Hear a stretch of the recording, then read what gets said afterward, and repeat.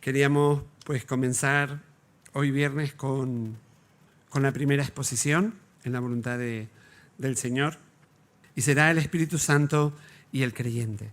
Y está a cargo de José Daniel Espinosa. Él es pastor en Torre del Campo y compartirá en esta noche con nosotros pues esta primera exposición. Me gustaría pedirle a Natanael, y para que él pueda orar también pues por José Daniel, por la exposición, y después le pedimos a José Daniel que pueda pasar adelante. Sí, Señor y Padre, te doy gracias por la oportunidad que tenemos nuevamente aquí de escuchar de tu palabra, y te pido que tú bendigas las palabras que en esta tarde, en esta noche nos trae José Daniel Espinosa, Padre. Te pido por que tengamos corazones abiertos para poder entenderla, Padre, y te pido que tú obres en nuestros corazones, que podamos tener un momento para darte la gloria con lo que estamos haciendo aquí, que tú permanezcas el centro de todo este tiempo. En tu nombre te lo pido y te doy las gracias. Amén.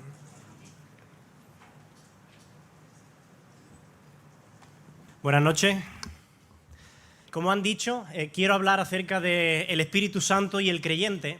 Y quiero comenzar esta breve reflexión con unas palabras que Jesús dirigió a sus discípulos en un momento en el que ellos estaban atemorizados, llenos de miedo, llenos de dudas, desconsolados, porque Jesús les acababa de anunciar que pronto iba a ser entregado y que iba a morir. Es decir, pronto Jesús iba a dejar esta tierra y su presencia física ya no iba a estar más con los discípulos. Así que Jesús quiere animar, fortalecer a los discípulos, y esa es la razón por la que el capítulo 14 del Evangelio de Juan comienza con las siguientes palabras: no se turbe vuestro corazón. No se turbe vuestro corazón. Claro, Jesús, para ti es muy fácil decirlo, ¿no? Yo quiero que tú imagines por un momento que eres uno de estos discípulos.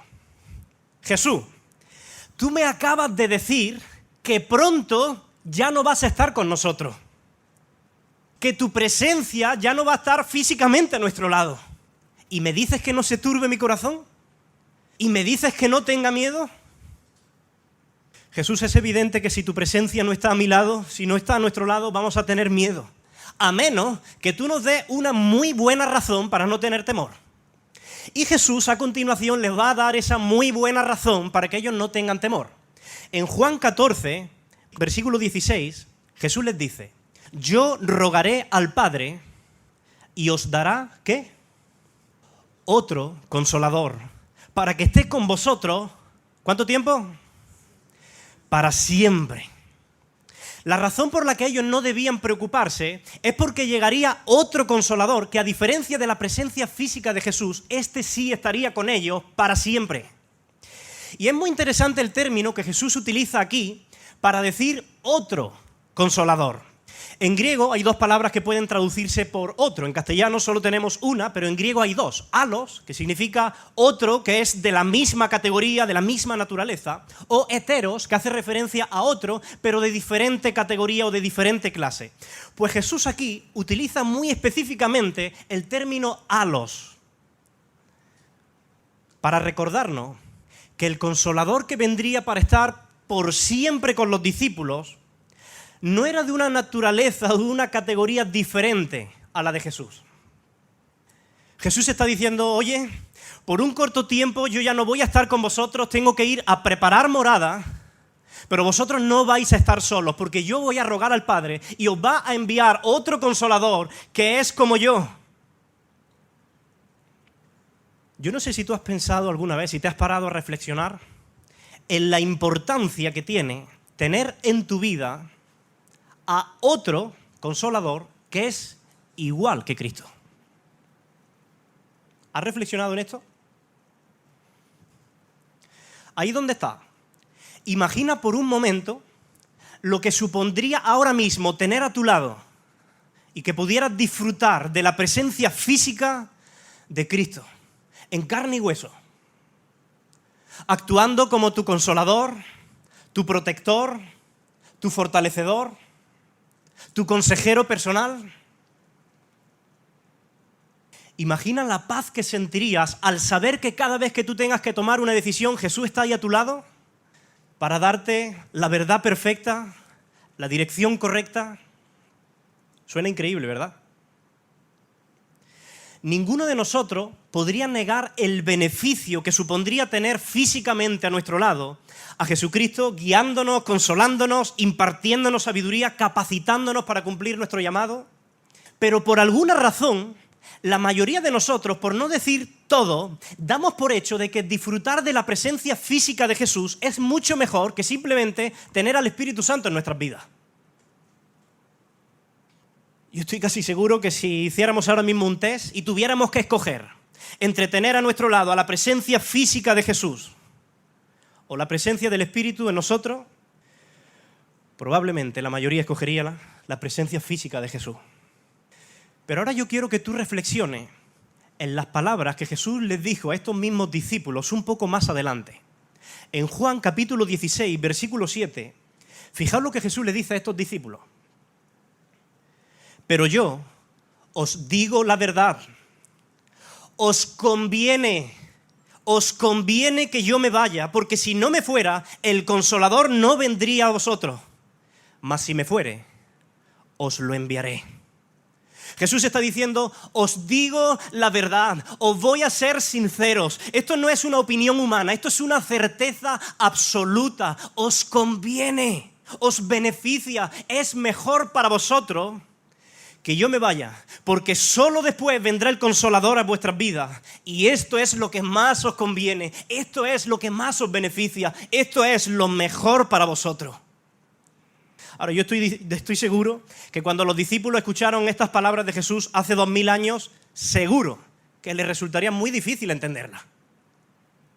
¿Cómo va a ser mejor cambiar a un Jesús humano con quien yo puedo comer, sentarme, hablar, caminar, reírme, por un espíritu invisible al que no podemos ver?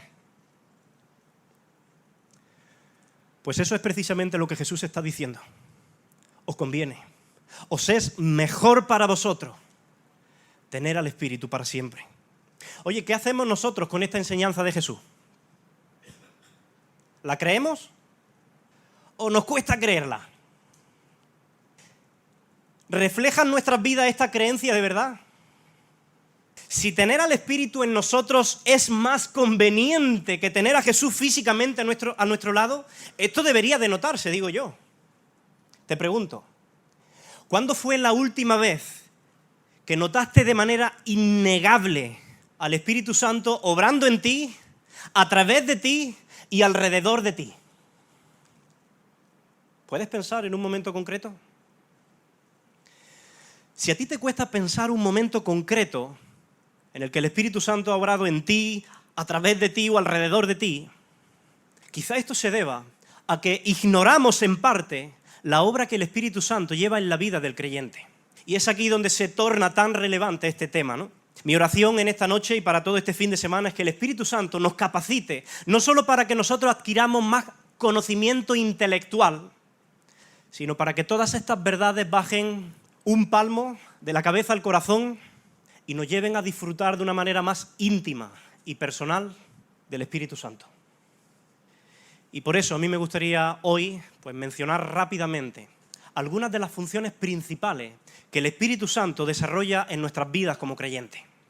La primera de todas ellas, quizás la más obvia, es que el Espíritu Santo nos vivifica. Dijo Jesús en Juan 6:63 que el Espíritu es el que da vida. Él es el que vivifica el alma muerta del hombre caído, es el que nos rescata del sepulcro de la muerte espiritual y nos imparte vida, nos lleva a la novedad de vida. Es lo que el Nuevo Testamento llama la palingenesía, el nuevo nacimiento, donde Dios nos imparte un nuevo corazón, una nueva vida espiritual. Y Jesús dejó muy claro que sin esta nueva vida es imposible ser aceptado por Dios, entrar al reino de los cielos. ¿Recordáis esa conversación con Nicodemo? El que no naciere del agua y del Espíritu no puede entrar en el reino de los cielos. Esta regeneración es un evento sobrenatural que es producido por el Espíritu, y quizá alguien dice, no, pero yo me convertí, yo me arrepentí de mis pecados y yo ni siquiera sabía nada acerca del Espíritu. Bueno, aunque tú no supieras nada acerca del Espíritu, fue el Espíritu el que hizo posible tu conversión, tu arrepentimiento, tu nuevo nacimiento. El arrepentimiento solo puede darse cuando hay convicción de pecado, y Jesús dijo que el Espíritu vendría al mundo precisamente ¿para qué? Para convencer de pecado, de justicia y de juicio. Sin la obra del Espíritu no hay convicción. Sin convicción no hay arrepentimiento, sin arrepentimiento no hay conversión. Así que, gracias al Espíritu, tú que me escuchas hoy, has sido vivificado, regenerado y convencido de tu pecado. Gracias, Señor, por tu Espíritu en nosotros.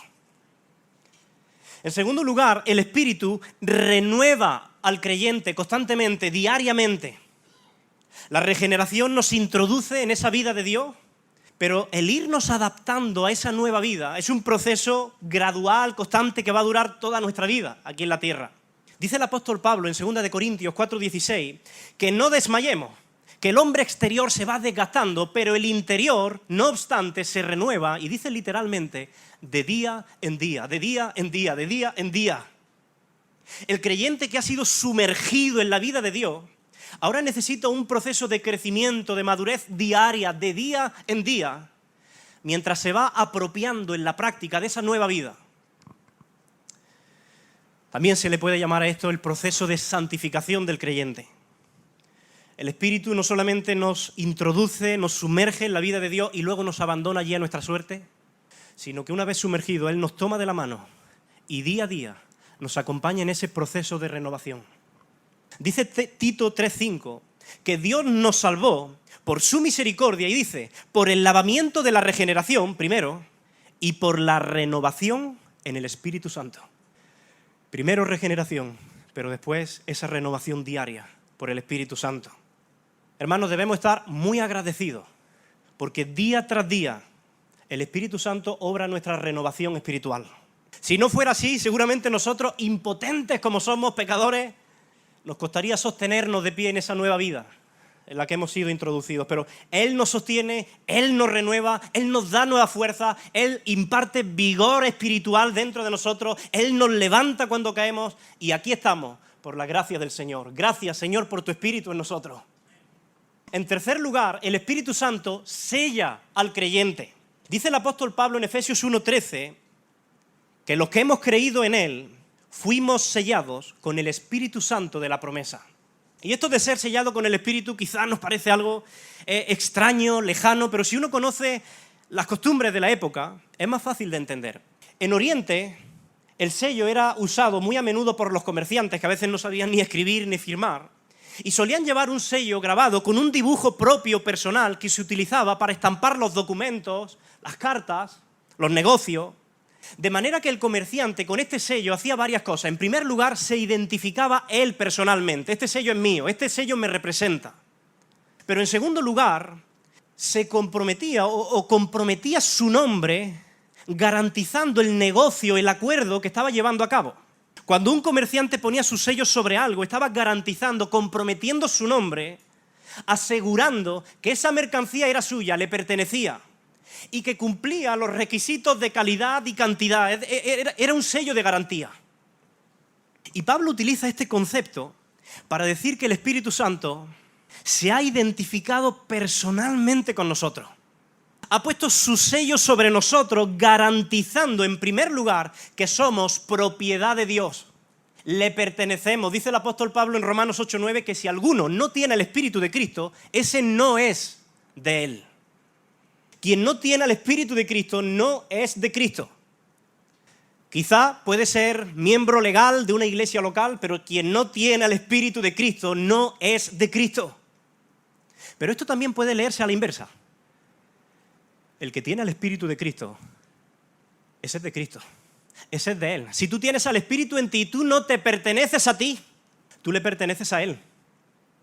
El Espíritu te hace pertenecer a Cristo, te sumerge en el cuerpo de Cristo. El apóstol Pablo dice en 1 Corintios 12:13 que por un mismo Espíritu fuimos todos bautizados, sumergidos en un cuerpo, en el cuerpo de Cristo. El Espíritu te hace parte y posesión de Cristo. Pero en segundo lugar, esta metáfora del sello nos recuerda, nos enseña que podemos estar seguros de que todos los creyentes vamos a ser protegidos, guardados y perfeccionados para el día de la redención final. Dice Efesios 4:30, no contristéis al Espíritu Santo de Dios con el cual fuisteis sellados para el día de la redención. Escucha esto, el Espíritu Santo te ha sellado para que no te quepa la menor duda de que Él ha comenzado una obra en ti, y nada ni nadie va a impedir que esa obra alcance su culminación en el glorioso día de la redención final. Él lo ha prometido. Él está comprometiendo su nombre. Es un sello de garantía. Qué descanso debe dar esto a nuestras almas, ¿verdad? Gracias, Señor, por tu Espíritu en nosotros. El Espíritu Santo, además, une a los creyentes entre sí. El Espíritu Santo nos introduce en el cuerpo de Cristo, pero eso no solamente lo hace contigo, lo hace también con el que está a tu lado. Lo hace con todos los creyentes. Así que tú y yo, cuando somos unidos al cuerpo de Cristo, también estamos siendo unidos entre nosotros. Cuando tú conoces a una persona creyente por primera vez y después de media hora hablando con ella dices, madre mía, llevo media hora y parece que la conozco de toda la vida. ¿Sabes por qué pasa eso? La razón es una sola. Ambos habéis sido sumergidos, bautizados, unidos al cuerpo de Cristo.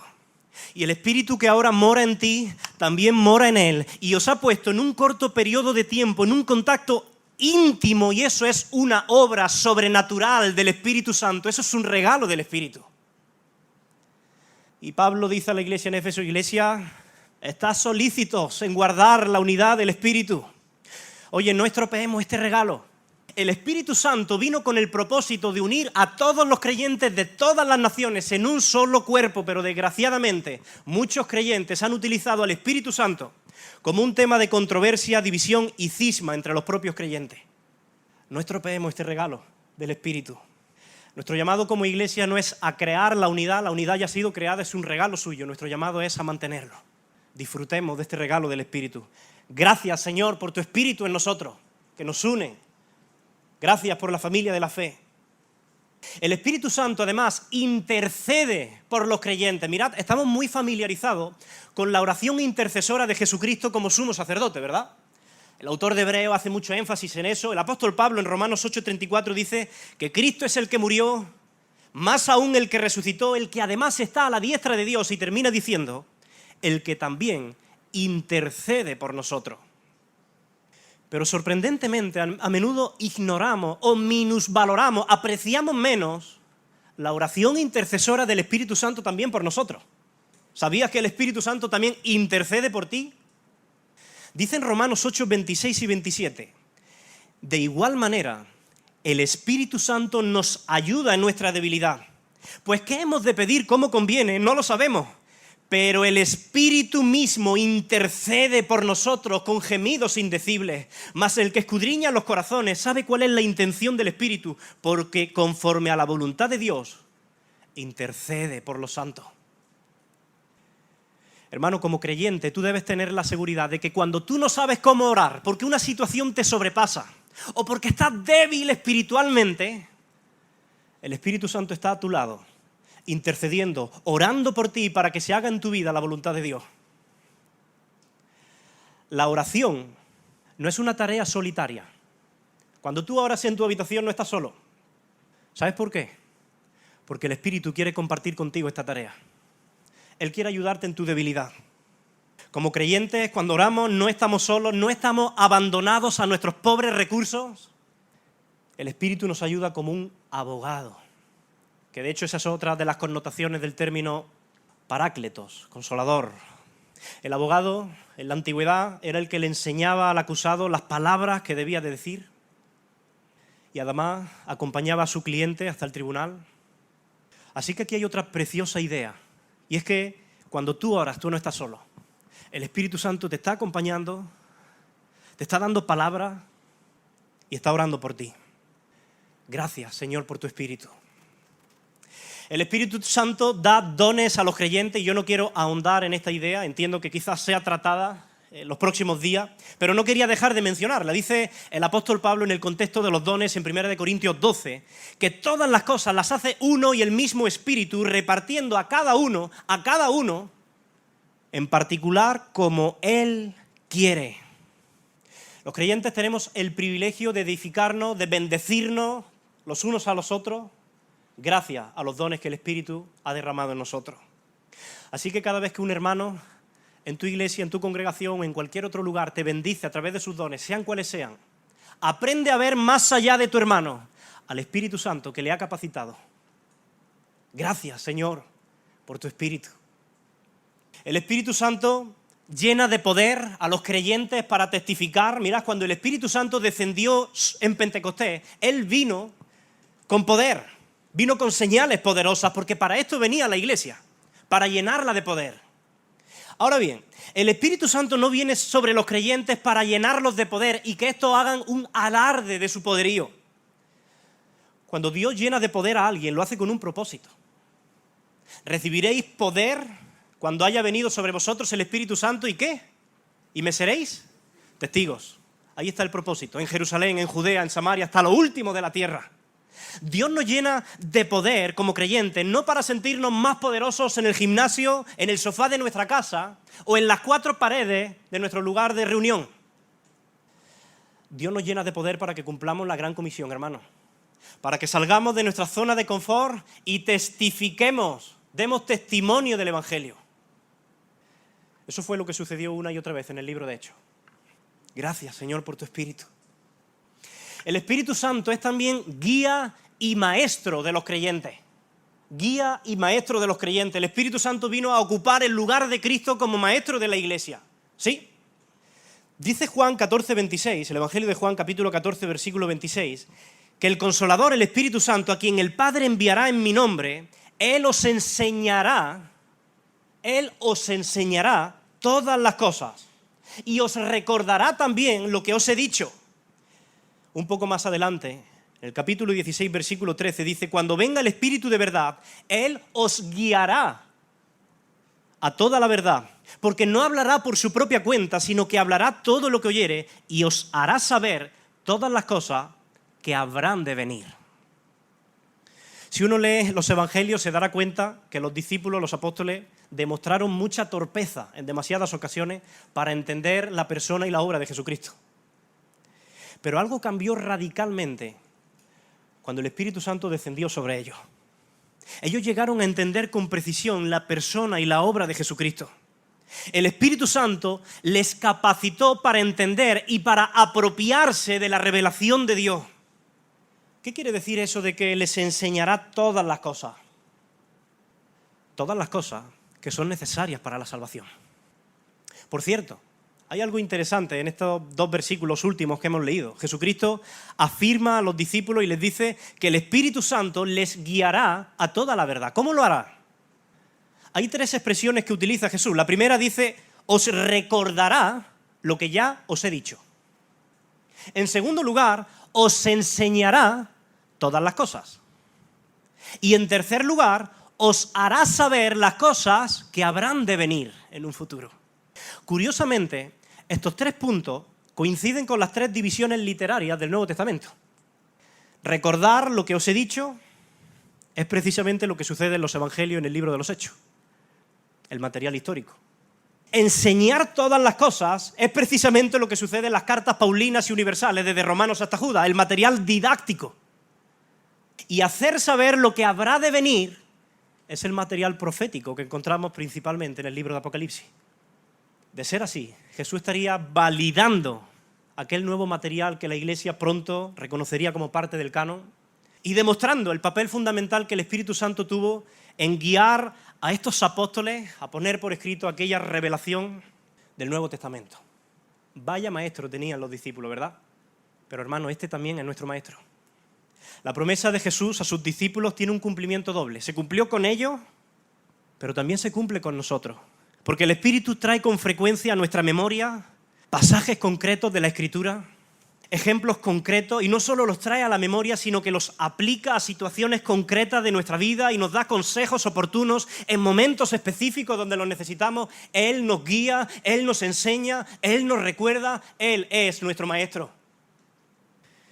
El Espíritu nos capacita para entender, para discernir las cosas espirituales, y no solo para entenderlas a nivel intelectual, sino para que estas verdades transformen nuestro corazón. Ojo, hay personas no regeneradas, no creyentes, que pueden alcanzar un gran conocimiento intelectual y haber sido bien enseñadas en la letra de las Escrituras a través de medios puramente humanos. Y conocen muy bien los hechos históricos y conocen muy bien la doctrina cristiana, pero por no ir acompañado de esta obra del Espíritu, lo único que hacen es engordar el intelecto, pero no transformar el corazón.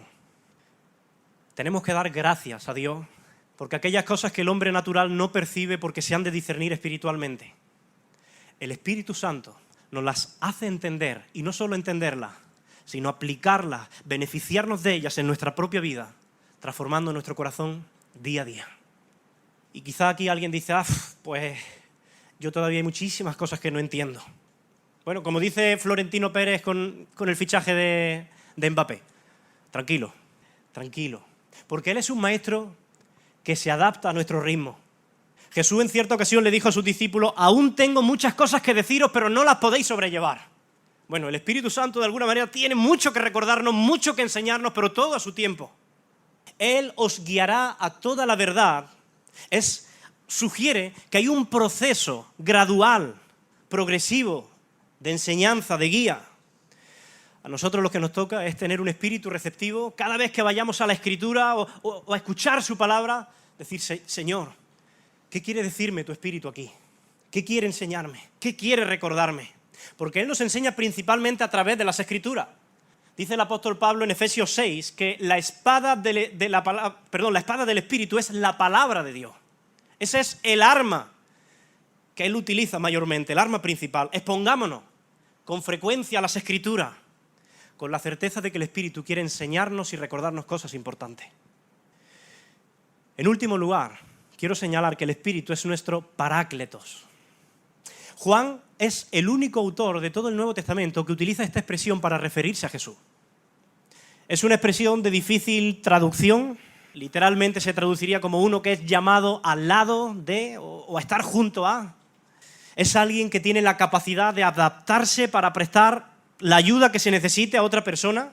La ayuda, por supuesto, puede ser muy variada, de ahí que distintas versiones bíblicas traduzcan este término de maneras distintas. Algunos lo traducen como consolador, otros como ayudador, otros como abogado defensor, otros directamente prefieren no traducirlo, sino transliterarlo y decir paracletos o parácletos, porque entienden que la expresión es demasiado amplia como para limitarla a una sola definición. Pero algo he notado cuando yo estudiaba este término, el término de parácletos. Siempre que aparece este término, aparece en un contexto de persecución. Y creo que este es un punto en el que deberíamos prestar mayor atención. Por poner un ejemplo, en Juan capítulo 15, Jesús le dice a sus discípulos en el versículo 19 y 20, si fuerais del mundo, el mundo amaría lo suyo. Como no sois del mundo, el mundo os aborrecerá. Si a mí me han perseguido, también a vosotros os perseguirán. Es decir, en un contexto de persecución, de antagonismo a la fe, seguidamente Jesús les dice, pero cuando venga el Consolador, a quien yo enviaré del Padre, el Espíritu de verdad, Él dará testimonio acerca de mí. Es decir, no estaréis solos, Él también dará testimonio acerca de mí. Y sigue diciendo, y vosotros daréis testimonio también. A pesar de la persecución, vosotros daréis testimonio también, porque habéis estado conmigo desde el principio. Mirad, en nuestro cómodo mundo occidental solemos pensar que el Espíritu Santo es nuestro consolador, porque bueno, es que a mí me da una paz interior. Y está bien, esto puede tener algo de verdad, pero Jesús no está hablando aquí de esto. Jesús está hablando de una fuerza sobrenatural para que los discípulos sean testigos valientes en un mundo de persecución, en un mundo de hostilidad. Yo no niego que el Espíritu Santo pueda darte mucha paz mientras tú estás tumbado en el sofá de tu casa viendo Netflix. Pero aquí está hablando de una fortaleza especial para aquellos que saliendo de su zona de confort son testigos de Jesucristo. Un poco más adelante se repite la misma idea. En el capítulo 16 comienza el versículo 2 diciendo Jesús, os expulsarán de las sinagogas y viene la hora cuando cualquiera que os mate pensará que rinde servicio a Dios. De nuevo, contexto de persecución, pero seguidamente viene la promesa del Padre de que el Espíritu Santo estaría sobre ellos para ayudarles en la difícil misión de seguir dando testimonio a pesar de la dificultad, con la promesa de que ese Espíritu convencería al mundo de pecado, de justicia y de juicio. Constantemente hay esa conexión entre el respaldo y la obra sobrenatural del Espíritu Santo y ese contexto de persecución. Hay promesas de respaldo, de protección, de la que no se van a beneficiar todos los cristianos, sino aquellos cristianos que saliendo de su zona de confort enfrentan situaciones críticas, riesgos, dificultad por causa del Evangelio. Esta es una promesa para aquellos que predican a Cristo. Hermanos, la enseñanza es obvia. Cuanto más riesgos estemos dispuestos a asumir por causa del Evangelio, con mayor frecuencia vamos a experimentar el poder transformador y extraordinario del Espíritu Santo. No en vano Jesús presentó al Espíritu como el consolador o el ayudador. ¿Para qué necesitarías tú un consolador o un ayudador si tu vida ya es lo suficientemente cómoda? Seamos creyentes valientes, que confían, que descansan en el respaldo del Espíritu. Por supuesto, hay muchas cosas más que podríamos decir acerca de la obra del Espíritu en los creyentes. Por motivos de tiempo, vamos a dejarlo aquí. Pero yo espero que estos sean motivos suficientes para llenar nuestras vidas de gratitud al Señor por el Espíritu que Él ha derramado en nosotros. Y si por alguna razón tú no estás experimentando esa obra del Espíritu en tu vida de manera tan evidente, de manera tan fresca, de manera tan personal, pregúntate, ¿qué riesgos estoy asumiendo yo por Cristo? ¿Estoy dando pasos que me saquen de mi zona de confort? ¿Estoy esforzándome por predicar el Evangelio a otros en mi trabajo, entre mis vecinos, en mi familia, a pesar de las consecuencias? De otro modo, ¿para qué necesitarías tú ese ayudador, ese parácletos en tu vida? Mirad, la realidad es que la iglesia primitiva de antaño conocía menos del Espíritu Santo que la mayoría de los que están hoy aquí conocen, al menos desde un punto de vista teórico e intelectual, porque la doctrina todavía no había sido desarrollada o puesta por escrito como nosotros la tenemos hoy en las páginas de las Escrituras. Sin embargo, ellos llegaron a conocer y a experimentar de una manera íntima y profunda el poder del Espíritu Santo en sus vidas. Ellos experimentaron por sí mismos que aquel dicho de Jesús, os conviene que yo me vaya para que venga el Consolador sobre vosotros, ellos experimentaron que eso era realmente cierto. Aquellos discípulos que un día escucharon tristes, llenos de miedo, de temor, aquellas palabras de Jesús, ahora, cuando lo experimentan en sus vidas, están trastornando el mundo. Aprendamos nosotros también como ellos a disfrutar de la presencia preciosa del Espíritu Santo en nuestras vidas. Seamos una iglesia valiente y confiemos en su respaldo. Amén. Señor, necesitamos ser llenos de tu Espíritu. Necesitamos, Señor, que tú nos empujes, nos saques de nuestra zona de confort, porque queremos beneficiarnos, Señor, de todas aquellas promesas de protección, de respaldo. Ayúdanos, Señor, a disfrutar de la obra de tu Espíritu en nuestras vidas, a estar llenos de gratitud. Y por favor, ayúdanos, Señor, a que toda la información que recibamos a lo largo de este fin de semana no solamente engorde nuestro intelecto, sino que podamos interiorizarla, asimilarla, creerla y beneficiarnos de ella para que disfrutemos mucho más del poder de tu Espíritu. Amén, Señor.